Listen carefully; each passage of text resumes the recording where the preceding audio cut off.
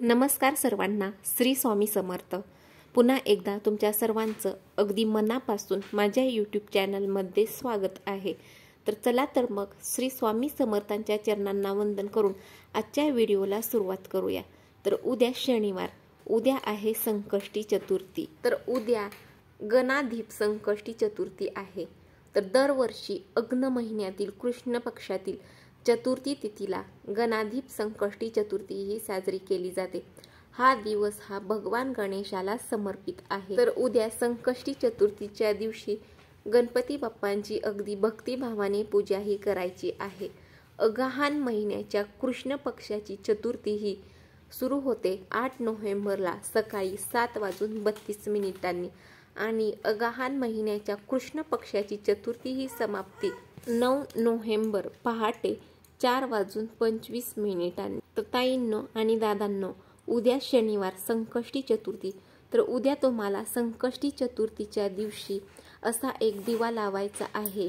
तो दिवा लावल्यानंतर तुमच्या घरातील जी काही नकारात्मक ऊर्जा आहे किंवा नकारात्मक शक्ती आहे तर ती नकारात्मक शक्ती ही दूर होण्यासाठी मदत होईल आणि घरामध्ये सकारात्मक ऊर्जेचा हा संचार होईल।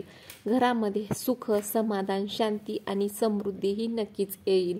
त्यामुळे उद्या तुम्हाला संकष्टी चतुर्थीच्या दिवशी असा एक दिवा हा लावायचा आहे।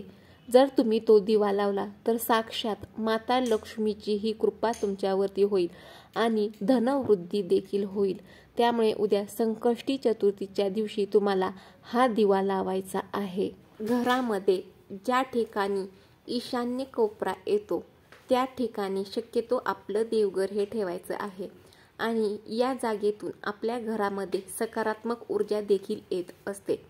जर का या जागी देवघर असेल तर खूप चांगले, आणि आपल्याला शक्य नसेल तर तुम्ही हा कोपरा स्वच्छ ठेवायचा आहे आणि कोणत्याही खराब वस्तू या ठिकाणी ह्या ठेवायच्या नाहीत। त्याचबरोबर स्वच्छताही त्या ठिकाणी ठेवायची आहे। ताईंनो आणि दादांनो, तर उद्या तुम्हाला संकष्टी चतुर्थीच्या दिवशी घराच्या ईशान्य दिशेला दिवा हा लावायचा आहे। जर तुम्ही घराच्या ईशान्य दिशेला दिवा लावला तर घरामध्ये सकारात्मक ऊर्जा ही निर्माण होते आणि घरामधील नकारात्मक ऊर्जा, नकारात्मक शक्ती आहे तर ती नकारात्मक शक्ती दूर होण्यासाठी मदत होते आणि साक्षात माता लक्ष्मीची कृपा ही मिळून धनवृद्धी होते। त्यामुळे उद्या तुम्ही संकष्टी चतुर्थीच्या दिवशी घराच्या ईशान्य दिशेला दिवा हा लावायचा आहे। लक्ष्मी मातेला प्रसन्न करण्यासाठी आपल्या घरात एक दिवा हा नेहमी लावायचा आहे, परंतु उद्या संकष्टी चतुर्थीच्या दिवशी तर हा दिवा हा आवर्जून लावायचा आहे। पण हा दिवा हा लावताना तुम्हाला ईशान्य कोपऱ्यात लावायचा आहे।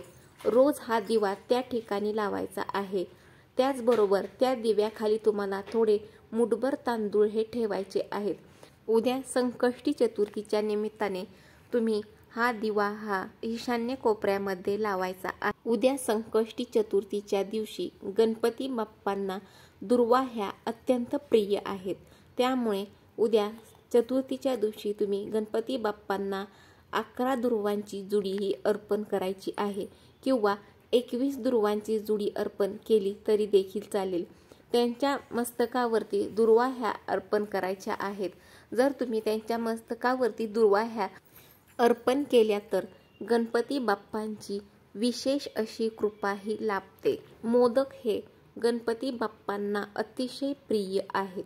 त्यामुळे तुम्ही संकष्टी चतुर्थीच्या दिवशी त्यांना मोदकाचा नैवेद्य हा दाखवायचा आहे। जर तुम्ही मोदकाचा नैवेद्य दाखवला तर तुमच्या जीवनातील अडचणी आहेत, ज्या काही समस्या चालू आहेत तर त्या अडचणी ह्या कमी होण्यासाठी नक्की मदत होईल आणि तुमच्या घरामध्ये सुख, शांती ही नांदेल।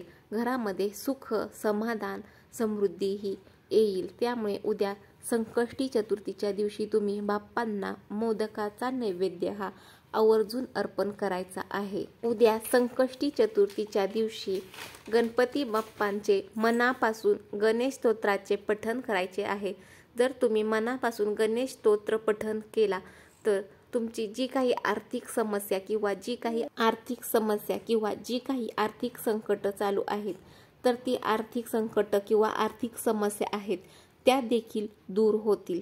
त्या आर्थिक स्थितीमध्ये देखील तुमच्या सुधारणा होईल आणि धनलाभ देखील होईल। त्यामुळे संकष्टी चतुर्थीच्या दिवशी तुम्ही गणेश स्तोत्राचे आवर्जून पठण करायचे आहे।